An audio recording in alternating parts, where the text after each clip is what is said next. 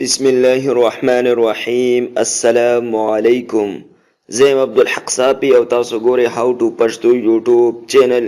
ان شاء الله دوستانو په دې ویډیو کې به تاسو دا وایم چې تاسو مطلب څومره هم کسان چې فیسبوک استعمالوي د هغې ټول آیډیانې چې دي هغه هیک شوي دي او هغه ټولې ایکسپایر شوي دي. نو دوستانو تاسو به وایي چې مونږ دا نه منو.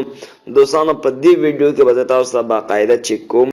دوستانو که چېرته دا تاسو زده کول غواړئ نو دا ویډیو تاسو تر اخیره پورې وګورئ.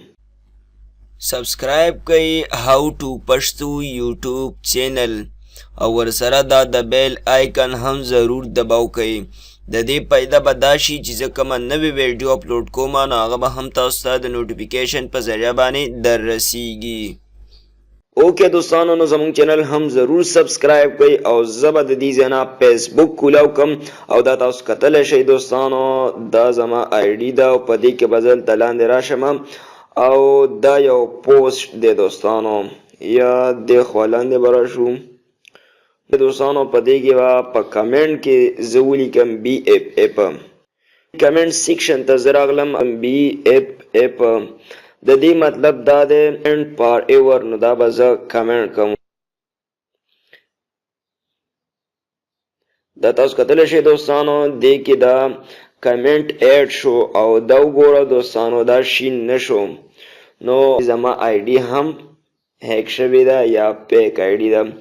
دوستانو تاسو به اکثر په فیسبوک کې دا پوسټونه کتلی وي. په دې وخت کې ما هم ډېر زیات پوسټونه کتلی دي چې به یې هغې باندې لیکلي که چېرته ته په یو کمنټ کې مطلب د یو پوسټ لاندې ته کمنټ وکړې او په هغې کې ته بي اف اف ولیکې او که هغه لیکل چېرته چې شنه شو نو بیا به ستا آی ډي سمه وي او که چېرته دغه لیکل دغه شانتې تور پاتې شو نو بیا به ستا آی ډي چې وي هغه به هیک شوي وي.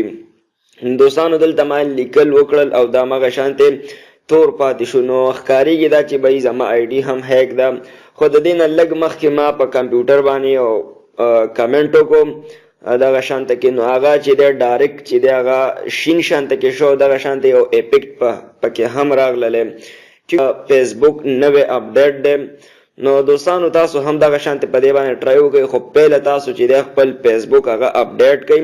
پلی سټور ته به لاړ شئ هلته به تاسو ولیکئ فیسبوک او هلته نه به اپډیټ کړئ نو بیا تاسو دا راوړه او یو پوسټ لاندې تاسو په کمنټ کې بي اف اف ولیکئ نو بیا به تاسو ته پته ولګي چې بایي ستاسو آی ډي هیک ده او که پیک ده.